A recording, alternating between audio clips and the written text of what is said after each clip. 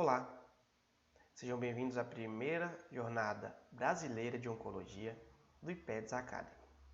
Eu sou o professor Walter de Freitas, sou cientista biomédico, mestre em Ciências da Saúde e estudante de doutorado em Ciências da Saúde pela Universidade Estadual de Montes Claros.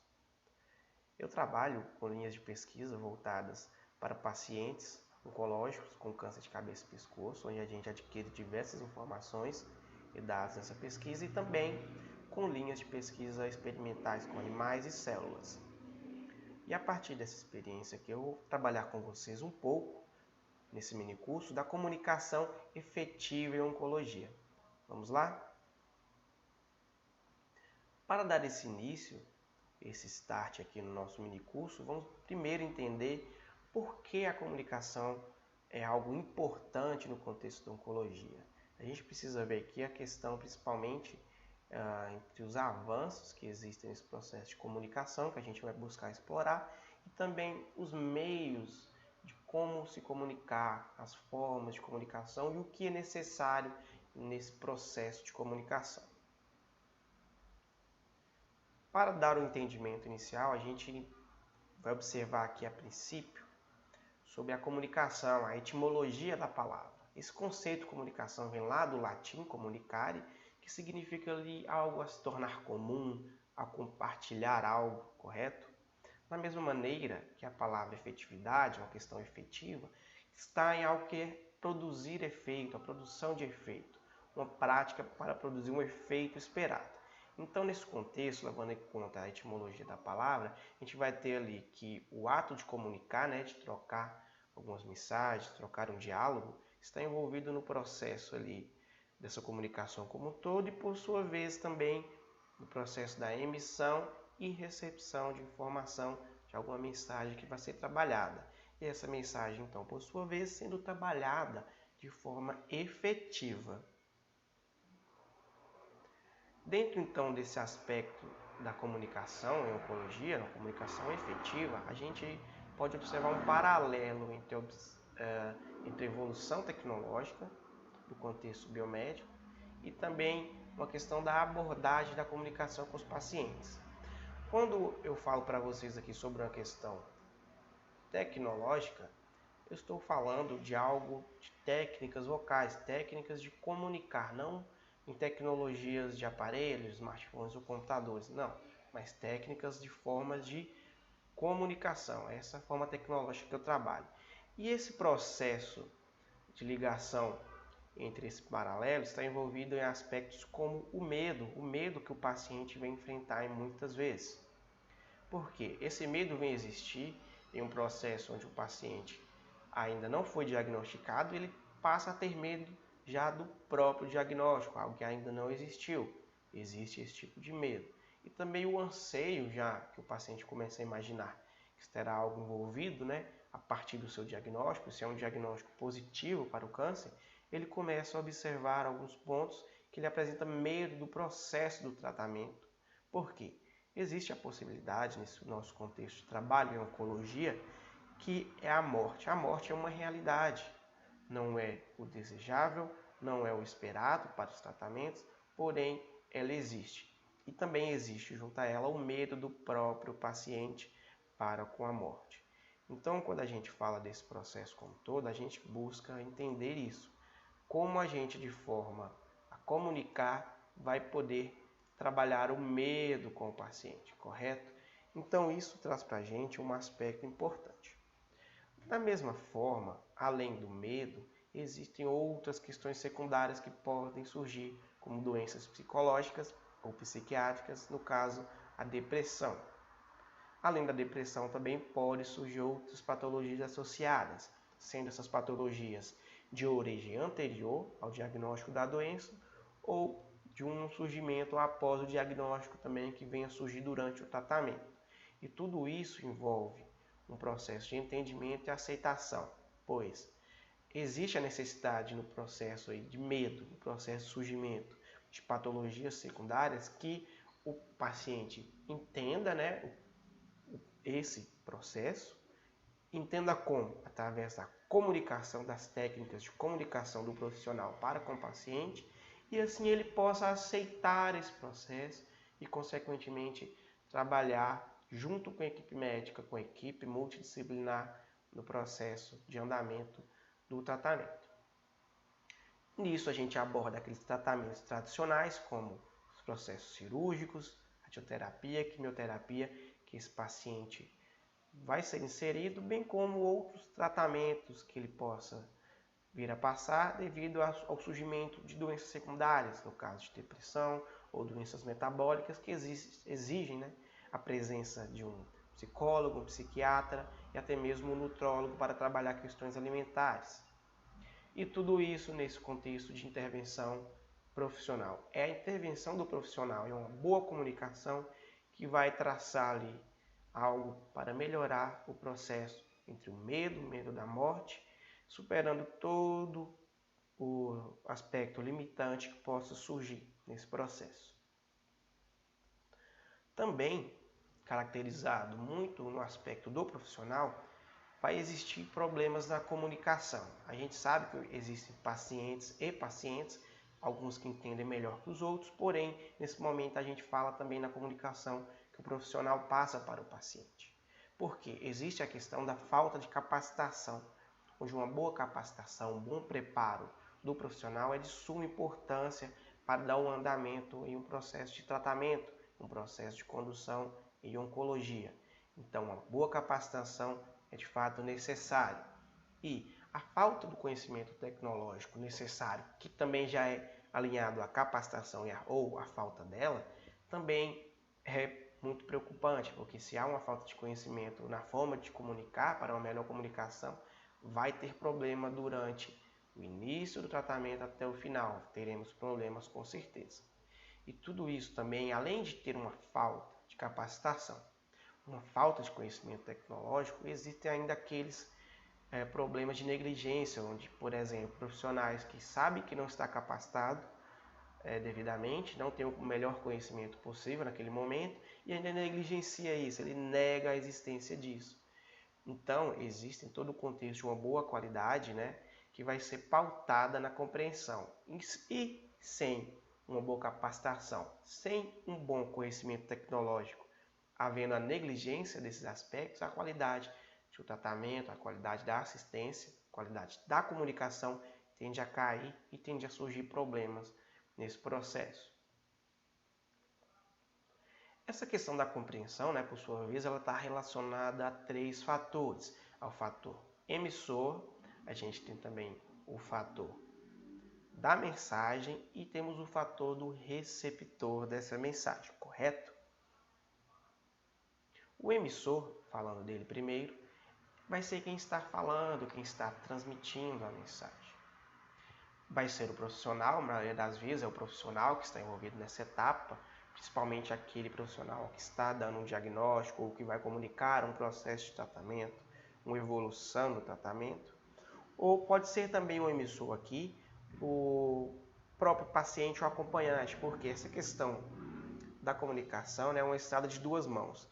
Tanto nós profissionais estamos transmitindo informações, quanto também recebemos informações do paciente. Então, o emissor de informações, tanto é o profissional quanto o paciente. Devemos ficar atentos a este ponto. A mensagem a ser trabalhada nesse contexto é uma mensagem que qual é a mensagem?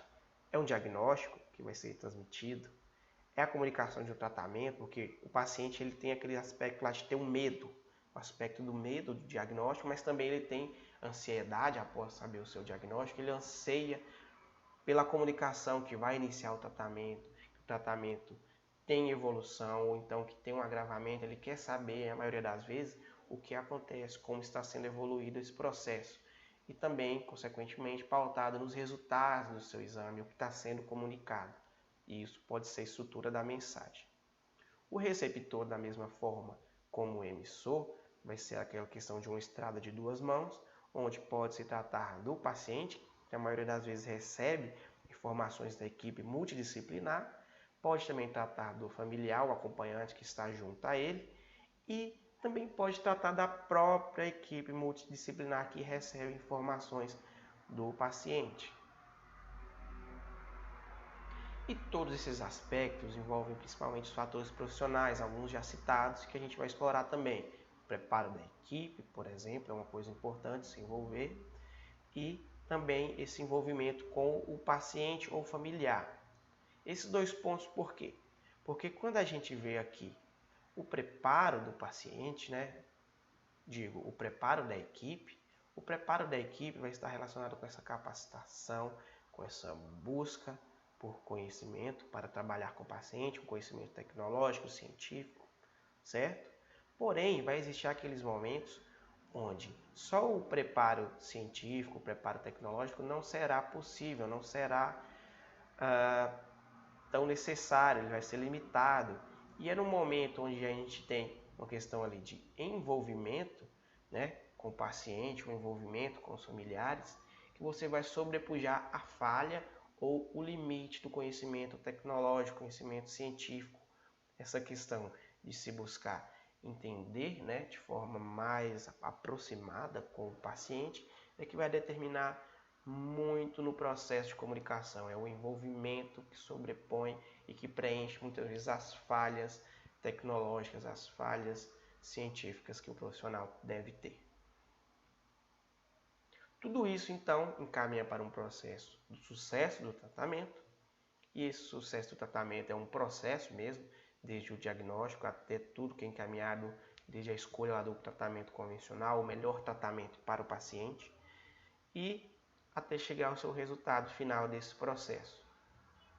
Dessa forma, o que vai manter, o que vai conduzir um bom processo, bons resultados, bom sucesso, vai ser a comunicação, desde o seu preparo, o seu envolvimento com o paciente, mas a boa e simples comunicação, você tentar comunicar da melhor forma possível com o seu paciente, a equipe trabalhando em prol da comunicação.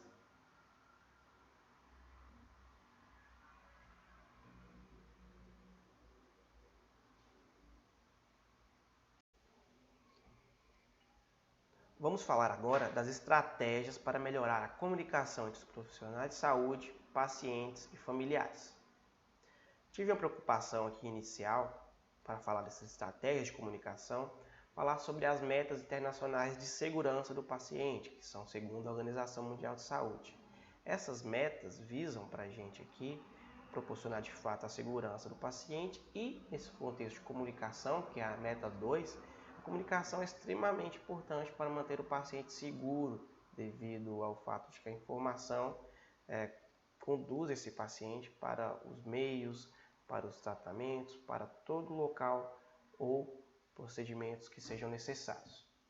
Essa meta 2, então, vai trabalhar com a comunicação efetiva entre os profissionais de saúde e o paciente, consequentemente, onde por aí esse profissional deve buscar sempre a capacitação, evolução profissional para melhoria dessa comunicação. Então, isso se faz de cunho muito importante. Da mesma forma em que essa questão da comunicação é uma ação necessária. Para quê? Para fortalecer o processo de relação entre o paciente e o profissional. Porque se você não tem uma comunicação efetiva, como a gente trabalhou um pouco antes aqui, é um problema. Se não há uma comunicação, a gente tem um problema. Então, essa comunicação efetiva, mais uma vez, ela visa padronizar processos de ações, como, por exemplo, as condutas, aplicações de metodologias de medicamentos, aplicações de procedimentos invasivos e não invasivos.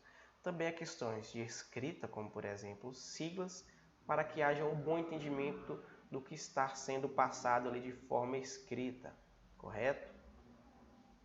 Nesse sentido também, isso é para que não haja falhas na compreensão durante trocas de equipe, porque é preciso, deve ficar bem entendido o que foi feito e o que deve ser feito ao longo do tempo, a cada momento, correto?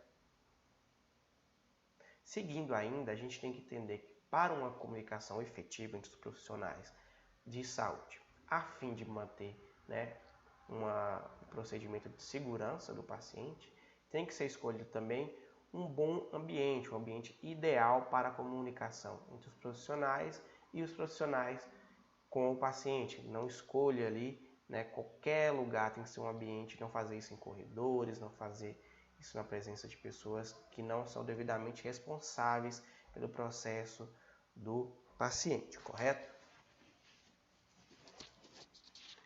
Seguindo então com o nosso tema aqui de estratégias de comunicação, temos agora aqui o protocolo Spikes, que a gente vai falar um pouco desse protocolo. O protocolo Spikes também, assim como as outras estratégias da OMS para cuidados com a segurança do paciente, é uma forma, é um método de se tratar, de cuidar do paciente. Dentro do protocolo Spikes, um pouco diferente, aqui ele tem uma visão principal de comunicar más notícias, correto? O protocolo Spikes ele nos ajuda a sistematizar a comunicação, né, das más notícias para o nosso paciente, e da mesma forma que ele ajuda e deve ser adaptado para cada situação. Como tem pacientes diferentes uns dos outros, essa situação, o emprego, né, a utilização do Spikes tem que ser atualizada, né, adaptada para cada paciente. Da mesma forma que esse protocolo Spikes ele não é só para más notícias, mas sim para uma comunicação geral focada para aquelas comunicações mais delicadas, informações onde vai ter um agravo na percepção do paciente. O protocolo Spikes, então, portanto, né, ele é um modelo de comunicação com o paciente, ele possui 6 ideais para poder serem trabalhados e 4 objetivos principais. Os seus 4 objetivos principais são principalmente saber se o paciente e familiares estão entendendo o processo que está sendo trabalhado. Também tem a questão que vai informar de acordo o que estes conseguem ouvir na questão da comunicação recíproca. A questão também de acolher e dar suporte com relação ao que pode acontecer posteriormente ao procedimento de diagnóstico, procedimento de tratamento.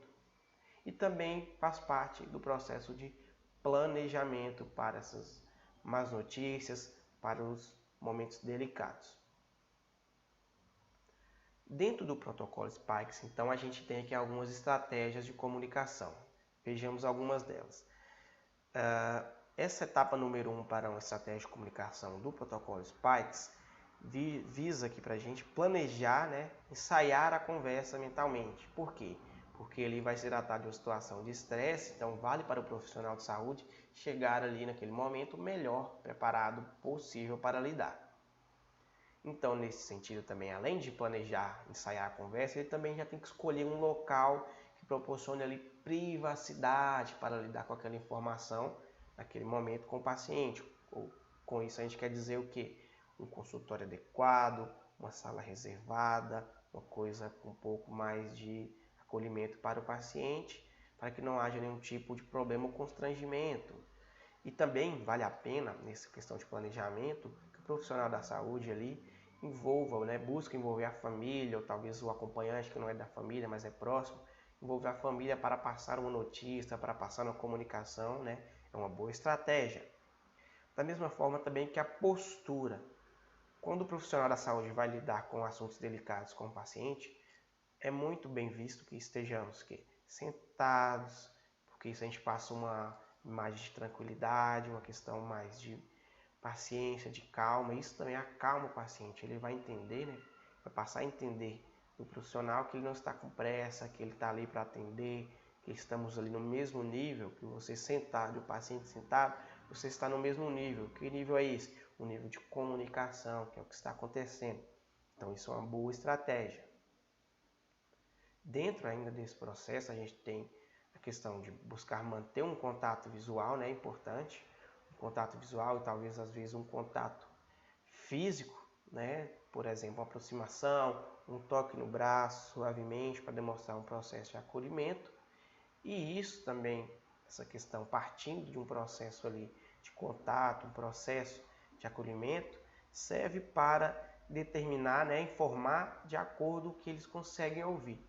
Porque todo esse processo de acolhimento você começa a entender o que é aquele paciente, qual é o nível dele para o entendimento dessa estratégia de comunicação.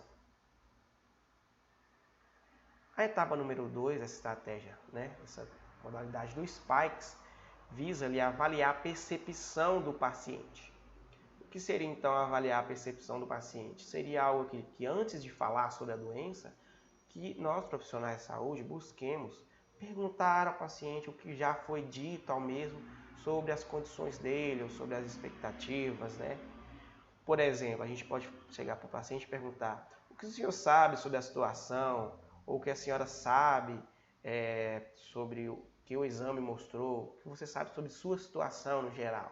Então você consegue avaliar o que o paciente já percebe do que está acontecendo naquele momento. E isso serve para a gente entender quais ideias passam na cabeça do paciente. Com isso, possibilita corrigir ideias erradas e precipitadas que alguns outros profissionais ou pessoas externas a esse processo de tratamento possam ter inserido na mente, na ideia daquele paciente. E com isso a gente consegue conduzir melhor com a boa comunicação. Isso então serve ali para trabalhar notícias da melhor forma que a pessoa consegue entender. Porque se você faz uma pergunta tentando entender, como é que, dona Maria, como é que o seu tratamento está, o que a senhora entende que está acontecendo? Você consegue entender o nível que ela vê, e com isso consegue passar informações naquele mesmo nível e melhorando aquilo aos poucos com ela. A etapa número 3 visa aqui em obter o convite do paciente. O que a gente trabalharia com obter o convite do paciente? Seria aquele momento ali onde o paciente, em busca de saber os pontos a serem trabalhados, entendidos, está em busca de entender tudo o que está acontecendo na condução da doença. Nesse momento que ele está em busca de entender tudo o que acontece, o profissional vê isso com bons olhos, vê que o paciente está aberto a entender tudo e passa a ter maior liberdade para falar ainda mais verdadeiramente sobre as condições que o paciente se encontra. Isso então vai o quê? Vai dar uma abertura para os profissionais. Então, neste contexto ali, o profissional pode ainda dizer ali, para o paciente, esse contexto, buscar inserir informações importantes, verdadeiras, e ainda há aqueles casos que, para entender a verdadeira abertura, o paciente diz assim: ô doutor, ô profissional, o que acontece? Eu estou entendendo e tudo que o senhor quiser falar para mim, eu estou aberto a entender. Ou então fala assim: tudo que o senhor quiser falar, pode falar para minha filha, nós estamos abertos a entender, pode ficar à vontade. Isso existe, talvez não com essas palavras, mas existe sim esse conceito. Ainda sobre obter o convite do paciente, existe também um ponto de contraposição, que é aquele ponto onde o paciente de fato não vai se abrir de nenhuma maneira para esse processo melhor de comunicação. E aí dentro desse processo a gente vê que é um momento quando o paciente se nega a aprofundar ou conhecer melhor essa situação que ele passa. Isso traz para a gente um momento ali onde o profissional tem que questionar, já que ele não quer saber de tudo, não quer se abrir. A gente tem que questionar para ele o que ele quer saber, até onde ele quer saber, quais informações ele precisa naquele momento. Então, porque em algum momento ele vai ter que ser informado sobre a doença, e sobre os resultados que ele vai estar passando. Nesse sentido, então, é essencial que a gente tem que estar pronto para responder às perguntas futuras pautadas, desde uma abertura ou de um contraponto a essa abertura do paciente. Isso é importante para a gente informar precisamente, também a pessoas que estão próximas a eles, informar sobre todo esse processo do tratamento, da condução da doença. A etapa número 4 visa aqui em dar informações e conhecimento ao paciente. Está bem próximo à etapa número 3, mas nesse momento aqui a gente passou a entendê-la. Na etapa número 3 a gente tem a abertura, e agora na etapa número 4, para a comunicação dentro do Spikes, a gente vai dar informações e conhecimento ao paciente. O que acontece? Aqui a gente vai buscar, por exemplo, avisar que tem más notícias, avisar sobre as más notícias, e isso ajuda a reduzir a resistência, o choque da notícia que será passada nesse processo de informação. Como, por exemplo, você pode chegar para o seu paciente antes e tentar prepará-lo para aquele momento da má notícia. Falar: olha, seu Zé, hoje nós temos uma notícia não muito boa, hoje nós temos uma má notícia para trabalhar. E isso já seguindo as etapas anteriores, já sentado, já com a proximidade, uma aproximação, uma boa conversa anterior ao paciente, você fala que aquele exame, aquele resultado de hoje, os últimos resultados não estão muito bons, e você prepara ele para uma má notícia que vem a seguir. Na etapa número 4 ainda, né, vale a utilização nessa questão de comunicação de uma linguagem adequada, um vocabulário que não é muito rebuscado, um vocabulário não científico demais, para preparar para uma boa comunicação. E isso ainda pautado em uma demonstração de compaixão, demonstração de afeto e de sentimento com o paciente. Onde ali, com essa compaixão, você busca passar informações ali de formas progressivas, né, onde você vai avaliando o entendimento do paciente. Você passa informações, pergunta se ele entendeu e também, consequentemente, já avança mais com essas informações até passar a informação num nível de conhecimento importante para o paciente. E com isso também, sendo necessário, você vai explicar de outras maneiras. A etapa número 5 de 6 aborda as emoções dos pacientes, né? Que a gente tem que abordar elas com respostas afetivas, a gente tem que tentar colocar aquilo no mesmo nível. Ou seja, a gente tem que, mais uma vez, aqui demonstrar compaixão, responder ao nível de emoção do paciente, não ficar apático diante de um sofrimento, de um choro, diante de qualquer reação para uma nova notícia sobre o tratamento. Então, se nesse momento aqui, né, a gente vai ter um paciente que tem algum nível de espanto, choque, a receber certas notícias, a gente tem que preparar para conduzir aquele espanto, aquele choque com palavras de afirmação, palavras de carinho, com aproximação devida, isso é muito importante. Nesse momento também a gente tem que ressaltar apoio, acolhimento, né, com respostas afetivas, dizer ao paciente, olha, a gente está aqui para cuidar de você, a notícia não é muito boa, mas vamos trabalhar com esse procedimento, o tratamento agora a gente vai introduzir um novo método, em novos passos, tudo isso é importante. Então, nessa etapa aqui a gente tem o exemplo do protocolo Spikes, que é onde o médico vai dizer, sinto em dizer que a radiografia mostra que a quimioterapia, né, não parece estar fazendo efeito. Nasceu uma pausa e diz a notícia. Infelizmente o tumor cresceu um pouco. E aí o paciente pode reagir de uma forma mais negativa. Era o que eu temia, pode cair aos prantos, ter um choro, e o médico vai chegar mais perto, aproximar a cadeira, oferecer um lenço, tocar o braço, se aproximar e dizer, olha, eu sei que isso não é o que você queria ouvir, eu gostaria também, né, que as notícias fossem melhores. E assim por diante você consegue fluir um diálogo de apoio àquele paciente. Na etapa número 6, a gente tem a estratégia e o resumo de todo o processo.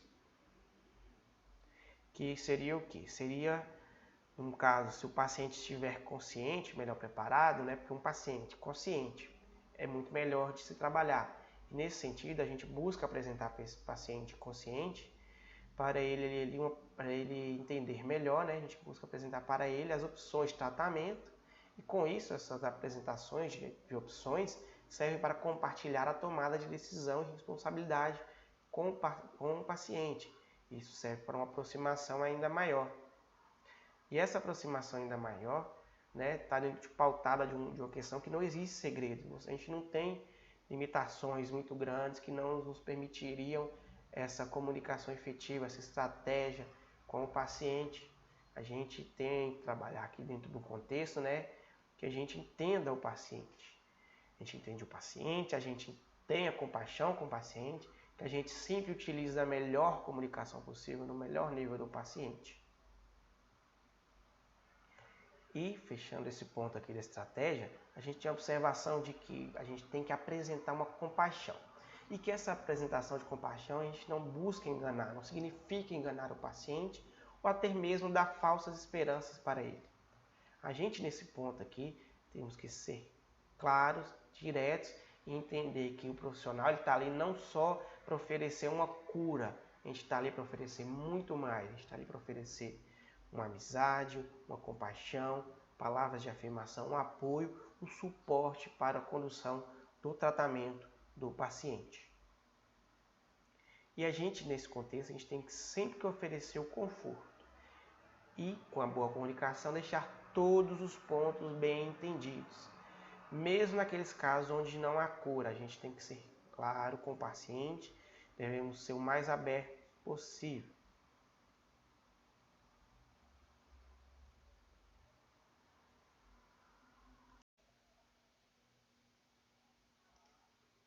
Vamos falar agora da abordagem empática e sensível ao lidar com questões delicadas relacionadas ao câncer.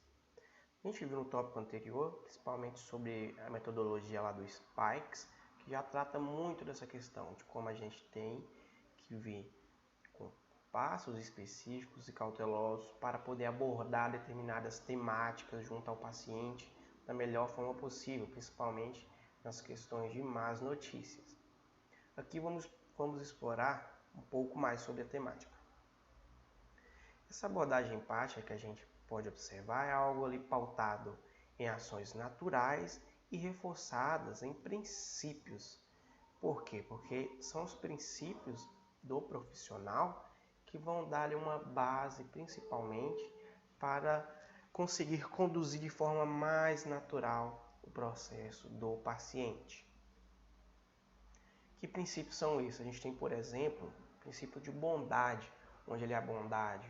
Naturalmente, né, o profissional tende a estar inclinado a fazer o bem, ao cuidar do paciente. Então, a bondade é uma abordagem dentro da questão empática muito importante. Bem como também a questão da caridade, porque a questão da caridade, para o processo da abordagem empática, vem assim como um ato que, podemos dizer, o profissional ele quer se aproximar, né, do paciente ali e ele utiliza do próximo ali com ações de caridade para poder promover um aspecto de superação, um suporte em alguma demanda que aquele paciente possa necessitar, e tudo isso vem em busca de ações afirmativas, de palavras, de uma boa comunicação. Tudo isso está pautado em comunicar, desde ser bom até ser caridoso, bem como também a questão da paciência. Como a gente está falando em todo momento aqui nesse mini curso sobre comunicação, ser paciente é muito importante, porque a paciência a gente tem que ter para ouvir. Como vimos lá no início, tem a questão do emissor e do receptor. Quem está recebendo a mensagem, algumas vezes tem que ter paciência, principalmente quando se trata do profissional naquela posição, é muito importante. E ser paciente, né, a gente tem que esperar também pelos momentos ideais para acontecer algumas coisas, como agir, momento ideal para agir, momento ideal para comunicar, para dar uma notícia ruim. A gente tem que ter paciência para entender o processo e conduzir da melhor forma possível.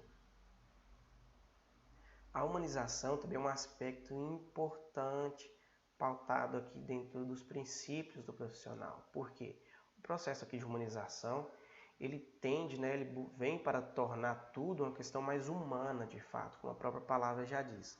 E como seria isso? Seria de uma forma que vamos tomar medidas, né, mais consistentes, medidas que ao mesmo tempo nos levem a tornar um ato mais bondoso e mais sociável, onde você não exclua o paciente do contexto que está acontecendo e transforma aquilo em algo mais palpável para o paciente, mais agradável de se ver. Da maneira que também o processo de identificação, partindo dentro do contexto empático, vem na questão que o profissional tem que se buscar identificar com o paciente. Porque essa questão da identificação, né, identificação com o processo que o paciente está passando, é muito importante, porque você tenta ali tomar, né, em partes, toma para si alguns momentos e tenta compadecer, tenta então ser mais humano, mais paciente, mais caridoso a partir do momento que você se identifica. Então, você consegue ser mais empático quando você se identifica com o que está acontecendo, quando você tenta se colocar um pouco no lugar do outro. Isso é muito importante, são condutas importantíssimas. O aspecto também a gente tem que ter uma percepção holística. O que seria isso? Seria a percepção como um todo sobre a doença. Porque a gente vai entender momentos distintos que o paciente vem passar, que é desde o diagnóstico, passando pelo estilo de vida que aquele paciente está levando no momento do tratamento e o próprio tratamento, assim por dizer. Então, quando você vai abordar o paciente, você tem que entender o que está acontecendo com ele, qual foi o diagnóstico dele, como é que vai ser o diagnóstico, como é que eu vou abordar de forma humana, de forma empática. E também como é que eu vou compreender o estilo de vida do paciente para ajudá-lo a adaptar diante do tratamento? Como é que eu vou conduzir da melhor forma possível a vida daquele paciente? Você não vai conduzir a vida de fato, mas você pode indicar e conduzir os meios a qual ele possa ter um melhor estilo de vida. Nesse sentido, aí entra pra gente a questão da empatia, né? Porque a empatia como um todo é essa capacidade da gente identificar. Então, todos esses processos, esses aspectos de humanização, de paciência e todas essas tendências, né, a se identificar com o paciente, é o que desenvolve a empatia, que é a questão do sentir o que ele sente, né, pelo menos tentar sentir e querer ajudar dentro das necessidades do paciente. Esse tipo de abordagem, né, são abordagens que não se adquirem em cursos ou formações específicas, em sua totalidade pelo menos. Por quê? Os cursos mostram para a gente, nos indicam os caminhos de empatia, de humanização a que devemos seguir. Porém, nem sempre a gente adquire tudo que precisamos de um curso. Precisamos então ver que esse tipo de abordagem de questões delicadas é possível principalmente através da experiência. E qual experiência é essa? A experiência dos momentos delicados vivenciados na clínica e na prática. É só com a prática, com o manejo de pacientes do contexto oncológico, que você aprende a ter mais empatia, mais paciência, ser mais caridoso. É assim que você consegue lidar melhor em um dos momentos em abordagens empáticas, certo? Então, isso serve para quê? Para que haja uma assimilação, né, da vivência e da experiência. Porque se você só faz um curso, mas nunca vive o que aquele curso te propõe a agir, não vai ter um bom rendimento na condução, no aconchego, no acolhimento do paciente. Então, se faz necessário, de fato, um vasto conhecimento tecnológico e científico atrelado a uma boa experiência. Vendo então que é necessária experiência e juntar também a experiência com o que é adquirido de capacitações, a gente vê que a falta, né, ou esgotamento de tais recursos conduzem a uma limitação de comunicação. Então, se a gente não tem muita experiência e também tem uma capacitação de curso, a gente vai ver que uma coisa esgota a outra e assim vice-versa. Da mesma maneira em que se a gente vê, por exemplo, uma precipitação, né, no momento de informações críticas, né, com o esgotamento de algumas capacidades, de alguns mecanismos de comunicação, a gente vai ter uma precipitação ao passar informações críticas. Isso não é bom. Isso conduz, então, a uma falha da evolução do trabalho humanizado.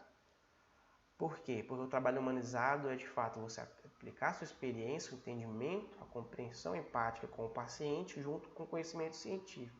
Então, essa falha do trabalho humanizado, né, não vai promover bons frutos, e essa promoção de bons resultados é muito importante na condução do paciente.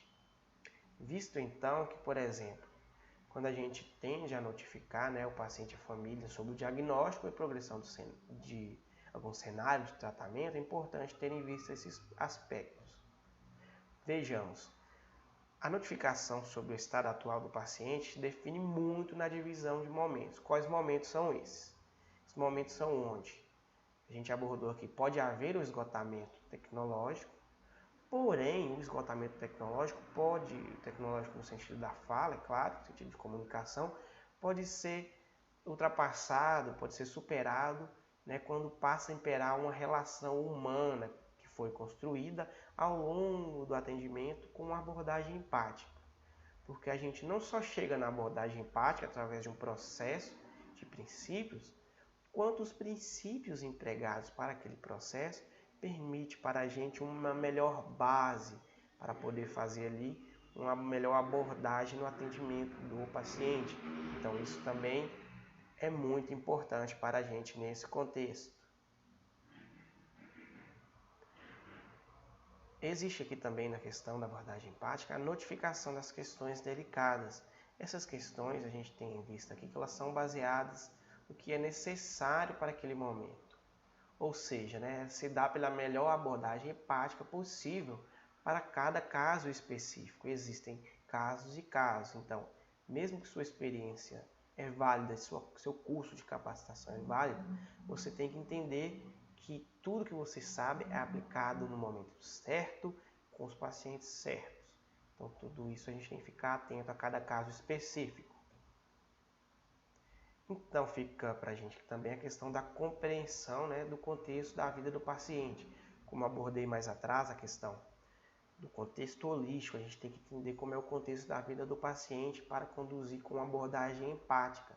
Porque se você entende o que aquele paciente passa, o que ele vive, contextos sociais, contextos econômicos, você consegue inserir melhor alguns aspectos de comunicação com o paciente.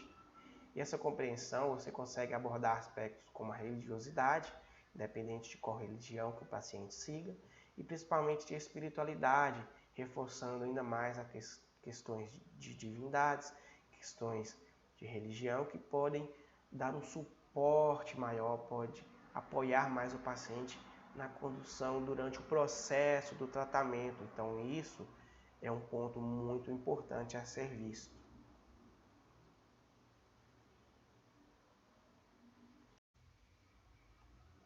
Vamos agora para o último tópico do nosso minicurso, que é sobre as habilidades de comunicação para enfrentar desafios comuns no tratamento oncológico. Nessa questão das habilidades, a gente vê que as habilidades podem variar. Por que podem variar? Porque sabemos que nenhum profissional é igual ao outro, nenhum profissional foi aos mesmos cursos, viveu as mesmas experiências que os outros, então isso pode variar. Sem levar em conta ainda que existem aqueles profissionais que são comunicadores natos, aqueles que têm melhor facilidade, maior facilidade em lidar com pessoas, em comunicar, em passar informações. Tudo isso também conta dentro do aspecto de habilidade natural, mas também a questão da habilidade adquirida, certo? Porque tem a questão das ferramentas de comunicação que são adquiridas de fato pelos cursos, pelas capacitações que podem ser utilizadas. Porém, a questão aqui, o mais importante, independente se você é um comunicador nato, nasceu com a melhor possibilidade de comunicar, ou se você fez os melhores cursos, o importante aqui é suprir as necessidades do paciente com a boa comunicação. É isso que mais é válido nesse contexto. A questão de ter habilidades é importante porque a gente vai ter que traçar um plano terapêutico para o paciente. Se você não consegue se comunicar com o paciente, você vai deixar ele com lacunas, com falhas no entendimento, na compreensão do que tem ou não a ser feito. E aí o que acontece? Vai envolver algumas habilidades importantes nesse sentido. Uma das mais importantes para essa questão das perspectivas, que a gente tem que ouvir as perspectivas e necessidades do paciente. E isso também está dentro de traçar o plano terapêutico. E quando a gente vai ouvir as perspectivas e necessidades do paciente, a gente envolve o quê? Algo que pode variar de acordo com o nível do câncer, porque a tomada de decisões varia. Vejamos, quando está no início, em um diagnóstico, onde é um diagnóstico precoce ou o primeiro contato com o profissional da saúde, a gente vai traçar um plano terapêutico com a probabilidade de cura ou de remoção do tumor, um bom tratamento. Tudo isso você tem que informar ao seu paciente. Então você também tem que ouvir as perspectivas, se ele quer trabalhar com aquilo, é o que falamos mais atrás. Falamos a questão do paciente se identificar, do paciente abraçar também, ele entender o que está acontecendo. Então tudo isso é importante durante um processo aqui de um diagnóstico precoce. Então também a gente ouvir é importante quando a gente tem ali uma fase avançada da doença, onde a gente tem um risco à vida do paciente e que possivelmente o tratamento é mais grave ou já está muito avançado o quadro do câncer e existe ali apenas para o paciente uma possibilidade de sobrevida. Só que a sobrevida que ele vai ter vai ser o final de tudo? Não. A sobrevida que ele vai ter tem uma sobrevida de qualidade, uma qualidade de vida para ele. E tudo isso está dentro do plano terapêutico, dentro da forma de tratamento e dentro da condução, indicação e como posso dizer, da prescrição de conduções da própria vida para o paciente.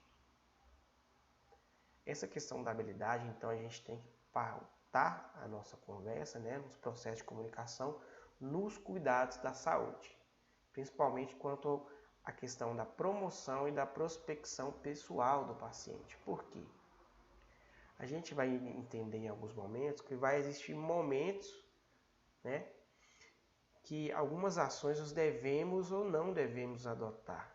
Como, por exemplo, nessa questão dos cuidados, na conversa, para a promoção, né, da prospecção do paciente, voltando principalmente na questão da abordagem empática, a gente passa a entender a questão holística do paciente e muitas vezes a gente tem que tomar cuidado com o que falar, se a gente vai estar agredindo a forma de pensar do paciente, se a gente vai estar interferindo muito no estilo de vida que ele já está bem acostumado e que para mudar aquilo não é de forma abrupta, não é da forma simplesmente falada, mas tem que haver uma comunicação muito além da fala, comunicação onde você indica o caminho a ser seguido.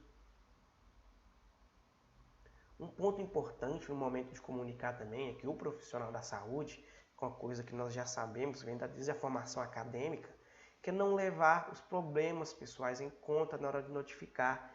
Por quê? Porque existem casos que o paciente ele está pronto para receber uma informação. Só que se você chegar com uma carga emocional pessoal para o trabalho, como por exemplo, você tem algum parente que também passa por algo parecido, algum amigo, e você não vai ter ali o cuidado de usar as melhores habilidades, isso vai interferir na conduta com o paciente. Então, as suas habilidades de comunicação não podem levar em conta dentro delas os problemas pessoais. A gente também tem que levar em consideração dentro das habilidades a intenção de encontrar um local ideal para a comunicação. Nunca, ou pelo menos evitar sempre, né, fazer isso em locais inadequados. A gente tem que ter uma sala adequada para isso, não fazer esse tipo de comunicação em corredores, não fazer esse tipo de comunicações delicadas, na presença de terceiros ou pessoas que não tenham nada a ver com o processo, sempre buscar resguardar, deixar a questão mais íntima, profissional, paciente, cuidador, acompanhante, deixar tudo de uma forma mais íntima, mais próxima ali entre um grupo menor de pessoas. Tudo isso é muito importante para a evolução do processo. É válido também observarmos a questão de qual tipo de voz utilizar, porque nós temos que tomar cuidado com a tonalidade para não parecermos, por mais que não estejamos sendo, mas muitas vezes as pessoas nos entendem. Então a comunicação não é só o que se diz, não é só o que comunica. Nós vimos lá atrás, tem também um receptor. O receptor não pode estar em um bom dia, pode estar entendendo diferente o que você quer falar. Então a questão da tonalidade de voz, a questão não estar uma tonalidade muito acentuada, não falar de forma ríspida, falar sempre com carinho, né? De forma amistosa com o paciente e demonstrando, dentro da questão do tipo de voz, uma questão empática, mais uma vez, é muito importante. E tudo isso seguindo, claro, as características do paciente, porque cada paciente é diferente um do outro, a gente tem que ter o entendimento como um todo daquele paciente, porque a depender do paciente, se você fala de forma normal, como fala em qualquer tipo de situação, alguns pacientes entendem, já outros você tem que chegar com mais tranquilidade, falar: ô meu amorzinho, ô meu paciente, ô seu Zé, ô minha senhora, ô minha amiga, ô meu bem. Tem tipos de tonalidade, palavras, tudo se enquadra melhor no momento da comunicação. Também no processo da condução do multiprofissional é importante a gente entender as habilidades de comunicação. Porque a gente tem que trabalhar, né, buscando identificar as limitações além da própria doença. Porque essa identificação além das próprias doenças são momentos ali que requerem uma condução por mais de uma especialidade. Aí a gente dá uma condução multiprofissional. Não fica então a cargo só do médico oncologista que está lidando todo momento com o paciente, mas sim de uma equipe de enfermagem empenhada, de uma equipe de nutrólogos, uma equipe odontológica, a depender do tipo de câncer, que vai tentar proporcionar uma melhor qualidade de vida de forma multiprofissional para aquele paciente. E isso é para conduzir para os melhores ambientes, para cada demanda especificamente, para cada paciente. Tudo isso de processo de condução multiprofissional vem para a gente também, para a gente trabalhar a questão buscando identificar as limitações, né, além da própria doença. E isso requer uma condução por mais de uma especialidade. Logo, essa questão a gente tem que trabalhar com o paciente para conduzir ele para os melhores ambientes para cada demanda.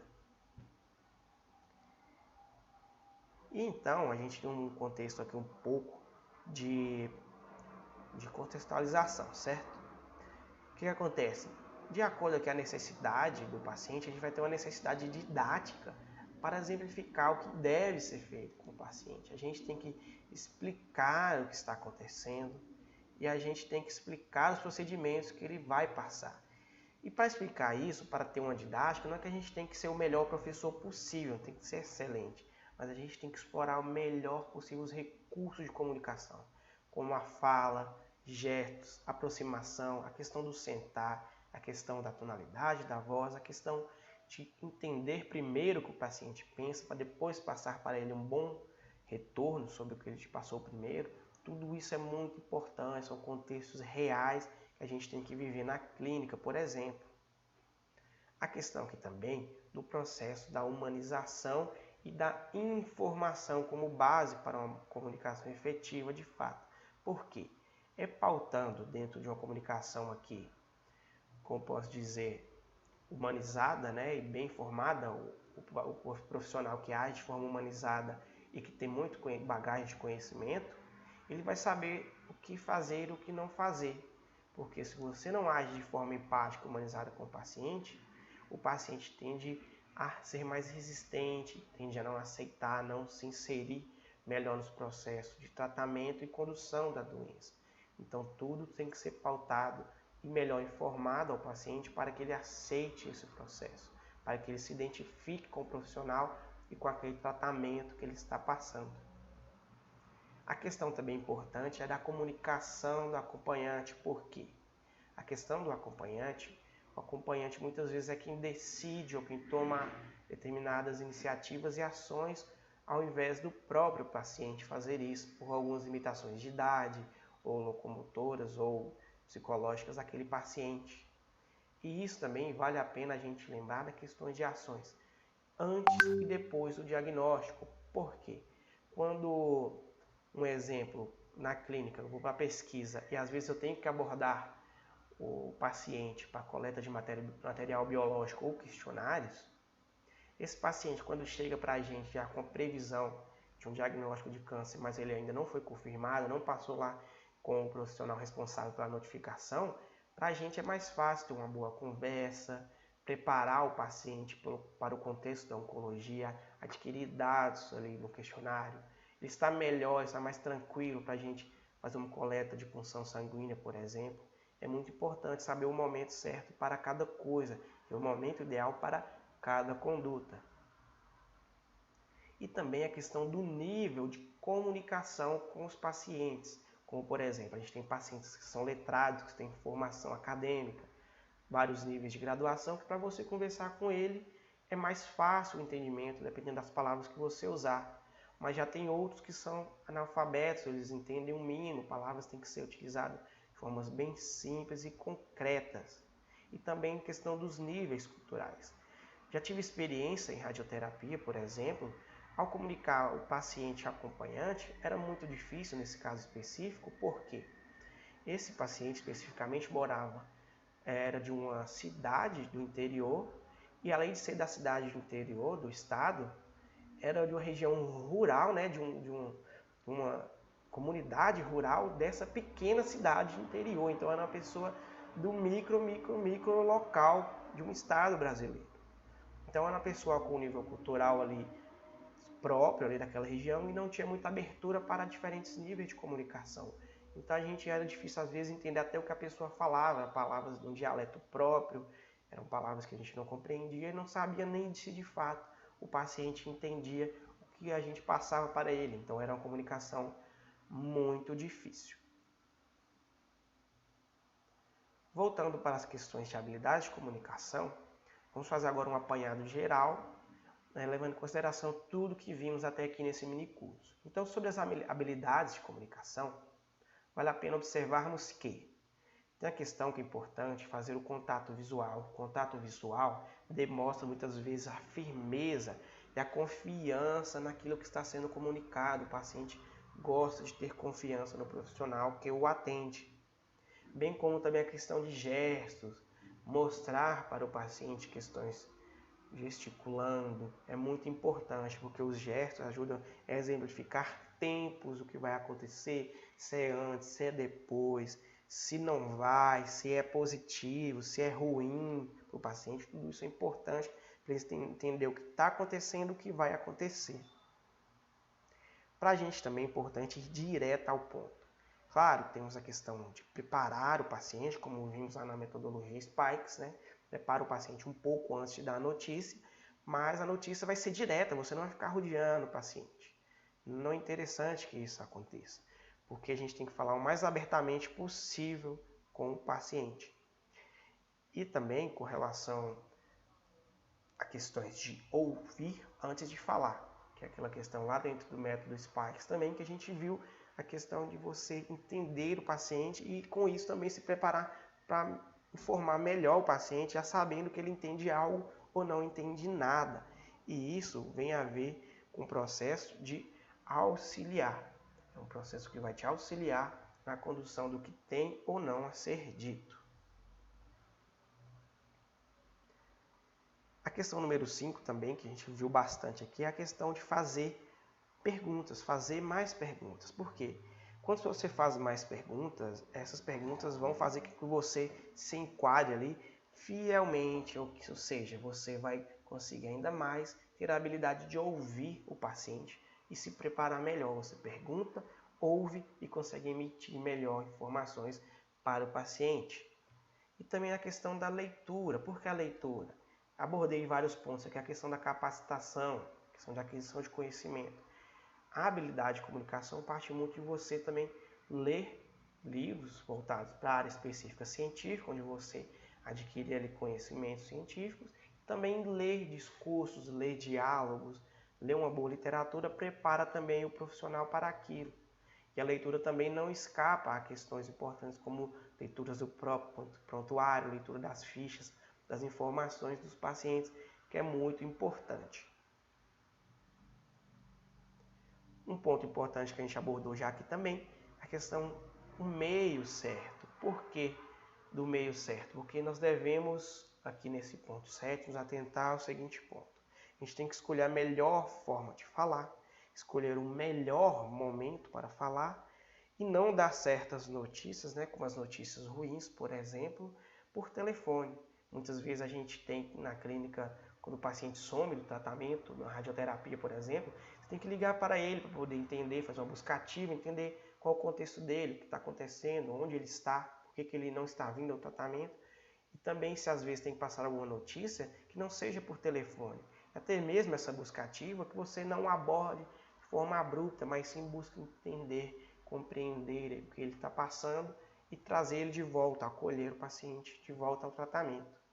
É importante também, no processo de comunicação, não interromper, principalmente se é necessário que o paciente seja ouvido e para você é importante ouvir para preparar melhor a informação a ser comunicada, então não interrompa, busca sempre ouvir o paciente até o fim, por mais que algumas informações não sejam tão importantes, seja talvez uma conversa fiada, né? Seja uma coisa banal, mas é importante ouvir e não interromper o paciente.